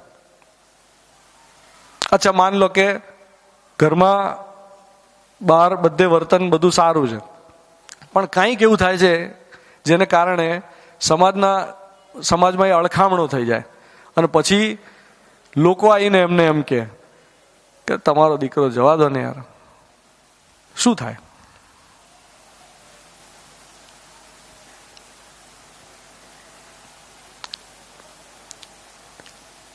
અહીંયા સરસ મજાની શાળા ચાલે છે. શાળામાંથી આગળ વધનારા જે વિદ્યાર્થીઓ છે, જે સમાજમાં જાય છે, સમાજમાં જઈને પોતાનું કંઈક કામ કરે છે, એ કામ જ્યારે કરે છે ત્યારે એમાં જ્યારે કોઈ ઉજળું કામ કરે, જે કામ પ્રકાશિત થાય અને એનાથી સમાજને બહોળા વર્ગને ફાયદો થતો હોય, ત્યારે શાળા એમ કે અમને એ વિદ્યાર્થી માટે શું છે? ગૌરવ. આવા આપણે શબ્દનો ઉપયોગ લઈએ છીએ, હે ને, ગૌરવ. શાળા એનું ગૌરવ લે. અત્યારે કેટલી શાળાઓ છે જે યોગ્ય કારણસર વિદ્યાર્થીઓ માટે ગૌરવ લઈ શકતી હોય? શાળાઓમાંથી નીકળે છે શું ખબર છે? પાસ થઈને ડોક્ટરો, એન્જિનિયર્સ, બિઝનેસમેન, માણસ નીકળે છે. કોઈ શાળા એવું કહી શકે કે અમે માણસ બનાવીએ છીએ, માણસ બનવાનું શિક્ષણ આપીએ છીએ? તો પેરેન્ટ્સ જ એમ કે છોડો, આ લોકો ખબર નહીં શું કરે છે, હે ને. એમને એમ આપણે આપણા હોર્ડિંગ્સ જુઓ, આપણી શિક્ષણ માટેની સંસ્થાઓની જાહેરાતો જુઓ. હોર્ડિંગ્સમાં શું લખેલું આવે? છાપા શું કવર કરે? ફલાણી સંસ્થામાંથી ભણીને બહાર નીકળ્યા, પેકેજ કેટલું છે? આ જાહેરાત છે આપણી. પેકેજ કેટલું છે? આ જગ્યાએ ભણી નીકળ્યા, સીધી અહીંયા પ્લેસમેન્ટ મળ્યું, અહીંયા પ્લેસમેન્ટ મળ્યું. આ સમાજનો અભિગમ શું છે? પૈસા. આપણે દરેક વસ્તુને પૈસાના ત્રાજવે તોડીએ છીએ અને સંબંધોને આપણે પૈસાના ત્રાજવે તોડીએ. નાણાં વગરનો કોઈ મને પૂછે, મને એક્ઝેક્ટલી ખબર છે. મને એક્ઝેક્ટલી ખબર છે કે કંઈક હોવું ને કંઈ ના હોવું એટલે એક્ઝેક્ટલી શું. કારણ કે 4 વર્ષ હું એકદમ કંઈ નથી ને, એટલે મને બહુ સ્પષ્ટ દેખાય છે દુનિયા. અને મારા મનમાં કોઈ કડવાશ નથી આ બાબતે. હું કડવાશથી આ વાત નથી કહી રહ્યો. મેં તો બહુ સભાનતાપૂર્વક આ નિર્ણય લીધો હતો. હું ખાલી એમ કહી રહ્યો છું કે આપણું વલણ શું છે. આપણે દરેક માણસને કેટલા કામનો માણસ એ રીતે જ તોડીશું? દરેક માણસને વિઝિટિંગ કાર્ડથી ચેક કરીશું? માણસને જ્યારે જોઈએ ત્યારે આપણે માણસ તરીકે એને જોઈ શકીએ છીએ કે આપણને માત્ર એનો વ્યવસાય, એનું લેબલ, એનું પદ, એની પ્રતિષ્ઠા, એનાથી મને થનારો ફાયદો આ જ દેખાય છે? કામનો માણસ. આપણી દૃષ્ટિ શું છે? બીજા કોઈની દૃષ્ટિ જેવી હોય તેવી. આ 7 સંબંધોમાં હું મારી દૃષ્ટિ જો એનું પર પરિમાર્જન કરી શકું ને, જો હું એનામાં પણ થોડુંક કંઈક માંજી શકું ને, તોય ઘણું. જ્યાં સુધી માણસ આટલું નહીં કરી શકે ને, એક સંબંધમાં પણ સુખી નહીં હોય ને, સુખી તો નહીં હોય. અને સંબંધમાં સુખી થવાની ચાવી છે. એના વિશે હું દીર્ઘ સંવાદ કરી શકું એમ છું, પણ એના માટે મારે ઘણો સમય જોઈએ. દીર્ઘ સંવાદ એટલે એના માટે હું એમ કહું કે 5 દિવસ જોઈએ. 5 દિવસ રોજ 2-2, 3-3 કલાક આપણે વાત કરીએ, કોઈ શિબિર કરીએ તો બિલકુલ પોસિબલ છે. એટલે મારો એક પ્રસ્તાવ છે કે જો તમને વાતમાં રસ પડતો હોય તો આવનારા સમયમાં હું મારો સમય આપવા તૈયાર છું. હવે હું તૈયાર છું. અને આમાં મારા કોઈ અભરખા નથી વક્તા થવાના, કોઈ કશે બધું હું કરી ચૂક્યો છું. એ આખી જર્ની, એ યાત્રા મારી પૂરી થઈ ગઈ છે. આ હવે જે શરૂઆત છે ને, એ શરૂઆત એકબીજા માટેની, સહઅસ્તિત્વ માટેની છે, હે ને? તો હું મારો પૂરો સમય કોઈ પણ પ્રકારના વ્યાવસાયિક અભિગમ વગર આપવા તૈયાર છું, જો તમે ઝીલવા તૈયાર હો તો. જો તમને એવું લાગતું હોય કે આ 7 સંબંધમાં સુખી કેવી રીતે થવું, એવું ખરેખર થઈ શકાય એમ છે, એવો વિશ્વાસ જો હું ઊભો કરી શકું તમારી અંદર, તો મોટું કામ થઈ જશે. અત્યારે તો આપણને ભરોસો જ નથી બેસતો. માણસને માણસમાં જ વિશ્વાસ નથી રહ્યો. આપણે કઈ સ્થિતિમાં છે ખબર છે? ધ્યાનથી જુઓ. કાલ ઉઠીને કોઈ પરમાણુ બોમ્બ ઝીકી દેશે, કોઈ એક બટન દબાવી દેશે ને ખબર નહીં શું થશે, એવી સ્થિતિમાં છીએ. એમનેમાં સોનાનો ભાવ અહીંયા નથી પહોંચ્યા, એ પણ કોઈ ભયથી પહોંચ્યા છે. એ આખી ભય આધાર દુનિયામાં સતત યુદ્ધ, સતત એકબીજા વચ્ચે ઘર્ષણ, એવી સ્થિતિમાં તો આપણે છીએ. અને ક્લાઇમેટની પરિસ્થિતિ તો કંઈક સાવ જુદી છે. એના વિશે તો ચર્ચા કરવા જેવી જ નથી અત્યારે. એના વિશે ચર્ચા કરવા જઈશું તો બધા એકદમ ડરી જશો કે ખરેખર આપણે જતા પહેલા જ પૂરું થઈ જવાનું છે બધું. ડેટા તો એવું જ કહે છે, માણસ એ પેલા ઓલિવ રીડલી ટર્ટલની પહેલા જતો રહે ને એવી સ્થિતિ છે. આપણને ખાલી દેખાતું નથી. આ બધાની વચ્ચે હું એમ કર્યો છું કે ના, ટાગોરે બરાબર કહ્યું છે, બેને કહ્યું એમ, કે જ્યાં સુધી માણસો વિશ્વ પર અવતરિત થતા રહેશે ત્યાં સુધી મને વિશ્વાસ છે, મને આશા છે કે માનવતા મોહરશે. કારણ કે એ સંકેત છે. એ સંકેતને આપણે બરાબર ગ્રહણ કરીએ. આપણે ભાઈ માણસ શું છે ખરેખર? ધ્યાનથી તો જુઓ, માણસ છે શું? આખી કુટુંબ વ્યવસ્થા આપણે બનાવી. હું શું છું અને મારે શું કરવાનું છે આ બધાની સાથે? મારા ઘરમાં જે માણસો છે એની સાથે શું કરવાનું શું છે? આપણે વાતો શું કરવાની છે? એકબીજાની સાથે શું સંવાદ કરવાનો છે? આપણા સંવાદોમાં શું હોય છે? શું જમ્યા, ક્યાં ગયા હતા, કોણ કેટલા કમાય છે, આટલું જ? પેલાનો હજી સેટલ નથી થયો એ છોકરો, એમ આવી બધી ચર્ચા કરીએ છીએ ને આપણે. આપણી સેટલ થવાની વ્યાખ્યા શું છે? નવી ગાડી લીધી, સરસ. એ સરસની પાછળ કેટલું બધું હોય. તો એકબીજાની સાથે શું કરવાનું છે? એકબીજાની સાથે સંવાદ શું કરવાનો છે? બજાર જ જીવવાનું છે કે ખરેખર માણસાઈ નામની કોઈ વસ્તુ છે જેને પામવાની છે? માણસ હોવું એટલે શું? એની સાચી પરિભાષા શું? અત્યારે તો અહીંયા પૂછું ને માણસની વ્યાખ્યા શું, તો 5 વ્યાખ્યા સરખી નહીં હોય. તો મારો પ્રસ્તાવ એવો છે સાહેબ કે આવનારા સમયમાં જ્યારે પણ તમારી અનુકૂળતા બેસે ત્યારે કોઈ દીર્ઘ સંવાદ કરી શકાય તો હું તૈયાર છું. આ પૂર્વ ભૂમિકા રૂપે હતું કે હું ઘરમાં પણ સુખી હોઉં અને દુનિયામાં પણ સુખી હોઉં. હું સુખી થવા માટે જ આવ્યો છું, દુઃખી થવા માટે હું કંઈ નથી કરતી. તો હું ઘરમાં કેવી રીતે સુખી રહું અને દુનિયામાં કેવી રીતે સુખી રહું? ઓનેસ્ટલી, પ્રામાણિકતાથી કહેજો. છેલ્લી વાત રજૂ કરું છું. કેટલી વાર એવો વિચાર આવે કે આ બધું છોડીને જતા રહેવું છે.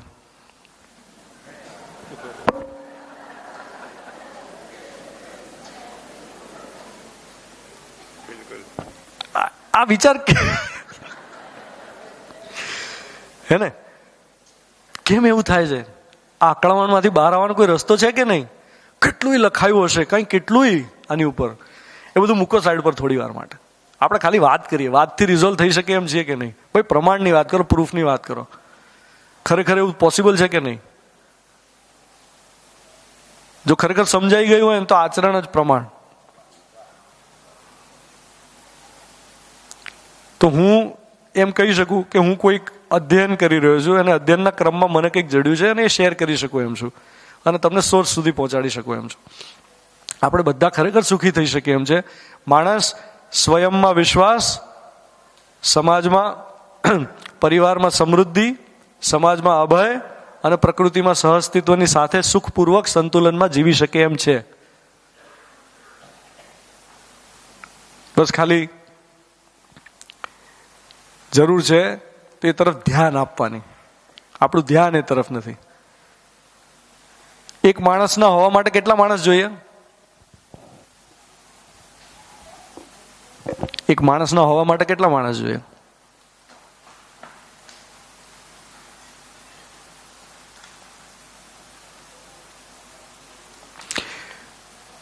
એક માનવ સંતાન સમગ્ર વિશ્વના ખોળે અવતર્યું છે. એક માણસના હોવા માટે અનેક માણસ જોઈએ. હકીકતમાં આપણે સૌ આપણા સૌ બાળકો માટે જવાબદાર છીએ. હું માત્ર મારા બાળક માટે જવાબદાર છું એવું નથી. આપણા બધાનું સહિયારું વર્તન આપણે આવનારી પેઢીઓ કેવી રીતે વર્તશે એકબીજાની સાથે એ નક્કી કરે છે. આ તો આપણી સહિયારી જવાબદારી છે કે સમાજમાં ડિવોર્સિસ અટકે. આપણી સહિયારી જવાબદારી છે કે સમાજમાં વૃદ્ધાશ્રમ ના હોય. આપણી સહિયારી જવાબદારી છે કે સમાજમાં બધા સુખી રહી શકે. પણ એ જવાબદારીની સ્થિતિમાં આપણે અત્યારે છીએ નહીં, કારણ કે આપણે આપણી પોતાની જવાબદારી નથી લઈ રહ્યા. એક બાળકના સમગ્ર શિક્ષણ માટે આપણે બધા જ જવાબદાર છીએ.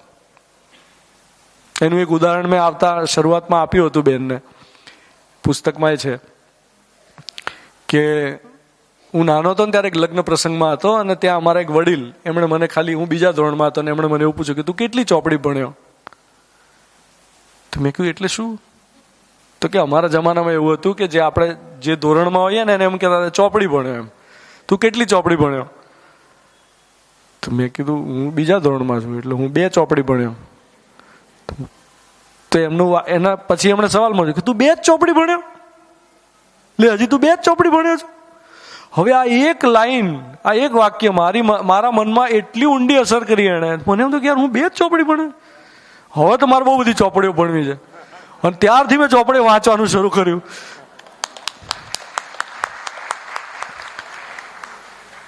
તો 4 રસ્તા પરનું એક હોર્ડિંગ હોય કે દિવાલ પર લખેલું એક સૂત્ર હોય કે તમે પહેરેલું કોઈ વસ્ત્ર હોય, બાળક સતત જોઈ જ રહ્યું છે. બાળક સતત જોઈ રહ્યું છે અને એને બધું જ બરાબર દેખાય છે. તમે બોલો કે ના બોલો. બાળક બહારથી ઘરમાં આવે ને અને ઘરમાં ઝઘડો થઈ ચૂક્યો હોય તો એને વર્તાય જ કે આજ કંઈક લોચો છે ને. તો બાળક ઘર જોઈ રહ્યું છે, દુનિયા જોઈ રહ્યું છે, સમાજને જોઈ રહ્યું છે અને આપણી બહુ મોટી જવાબદારી છે. પહેલી જવાબદારી આપણે આપણા માટે, જો આપણે આપણા માટે જવાબદાર હોઈશું તો આપણે એક સારો રેફરન્સ પોઈન્ટ બાળક માટે બની શકીશું. જો એવી જવાબદારી તમને અનુભવાતી હોય તો આપણે ભેગા થઈને આ જવાબદારીને સુપેરે પાર પાડીશું, એવો વિશ્વાસ હું તમને આપવા માંગુ છું. આ સંસ્થા ખૂબ સરસ કામ કરે છે અને અહીંયા મને એટલો બધો આનંદ થયો છે માત્ર આવવાથી જ. મને તો અહીંયા સંવાદ કરવાની તક મળી એ હું મારું સૌભાગ્ય સમજુ છું. મને ખબર જ નહોતી કે આવું અહીંયા વાતાવરણ હશે. એટલે હું હૃદયથી ખૂબ અભિનંદન આપું છું આપ સૌને કે તમે બધા બહુ સુંદર કામ કરી રહ્યા છો.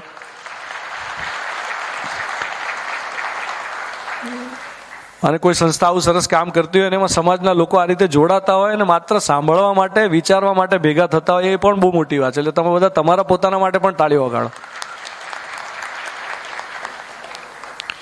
અને હવેનો જે ભાગ છે એમાં આપણે થોડા પ્રશ્નો લઈએ.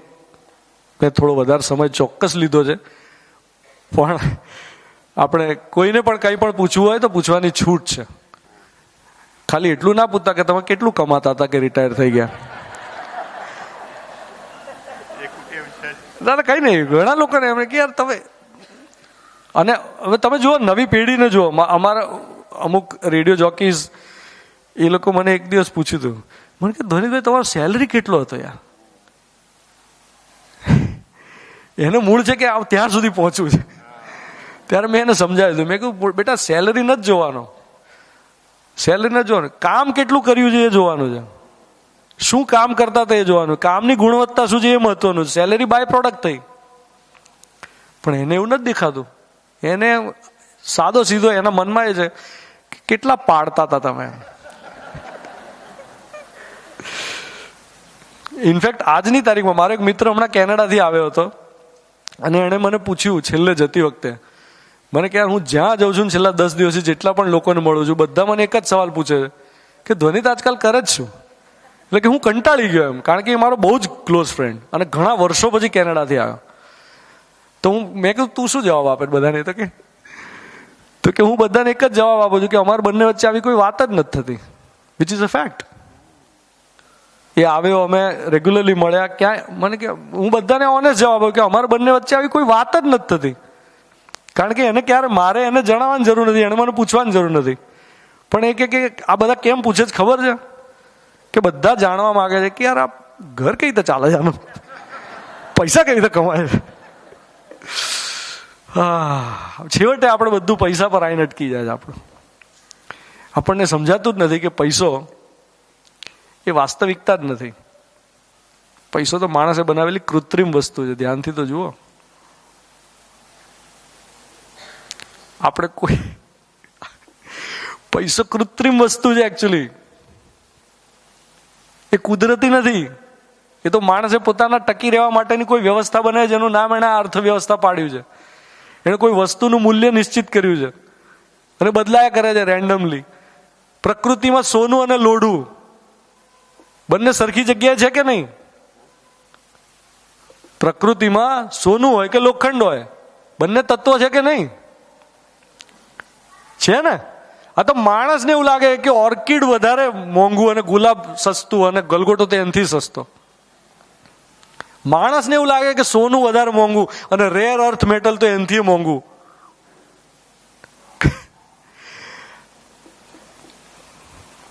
માણસ છે ને હજી વસ્તુ બરાબર જોઈ નથી શક્યો. વસ્તુઓની અંદર એક વસ્તુ મૂલ્ય છે એને બરાબર દેખાયું નથી. એને વસ્તુઓ માત્ર પોતાના ઉપભોગ માટે સમજી છે. વસ્તુની ખરી ઉપયોગિતા દેખાતી નથી. એટલે જ આટલા ઝાડ કાપ્યા આપણે, એટલે જ આપણે પૃથ્વીને અસંતુલિત કરી રહ્યા છે, એટલા માટે જ આપણે પાણી વેડફી શકીએ છીએ. આવી હિંમત છે આપણી. એટલા માટે આપણે હવાને પ્રદૂષિત કરી શકીએ છીએ. ઓડાસિટી તો જુઓ માણસની. પૃથ્વી રહેવા લાયક ના રહે, જે ઘર છે એ જ રહેવા લાયક ના રહે એવું બનાવવાની આપણે જાણે આ સ્થિતિમાં છીએ આપણે. આટલી આપણી સમજણ નથી. એમ સમજણ આવી જાય તો શું થઈ જાય? ખરેખર ધરતી સ્વર્ગ થઈ જાય. ખરેખર સંબંધોમાં સ્વર્ગીયતાનો અનુભવ થાય. જેને આપણે સંવાદ કહીએ છીએ ને, સંવાદિતા. આપણે ખરેખર વિવાદની જગ્યાએ સંવાદ કરી શકીએ. અત્યારે આપણે વિવાદ ઉપર હોઈએ છીએ. મહદઅંશે આપણા જે પણ વાર્તાલાપ છે એમાં મોડ ઓફ કમ્યુનિકેશનમાં આપણે કોઈની ઉપર હાવી થવા માંગતા હોઈએ છીએ. પાવર સ્ટ્રગલ ચાલતી હોય. ઘરમાં શું છે? કોનું ચાલશે? કોઈ પણ સંસ્થામાં શું છે? કોનું ચાલશે? સમાજમાં પણ શું છે? કોનું ચાલશે? બે દેશ વચ્ચે શું ચાલે છે? મારું ચાલશે કે તારું ચાલશે? હજી થોડા સમય પહેલાની જ વાત છે. દુનિયાના સૌથી શક્તિશાળી દેશના પ્રેસિડેન્ટે એક દેશના પ્રમુખને શું કહી દીધું હતું? તમારું નહીં ચાલે, અમારું ચાલશે. છે ને? એવું તો એમણે શબ્દોમાં કીધું. કીધા વગર પણ એવું જ છે. ઘરમાં પણ આપણે શાસનની વૃત્તિથી ચાલીએ છીએ. સંબંધોમાં પણ શાસનની વૃત્તિથી ચાલીએ છીએ. શાસનથી સંબંધ ન ટકે, સમજણથી ટકે.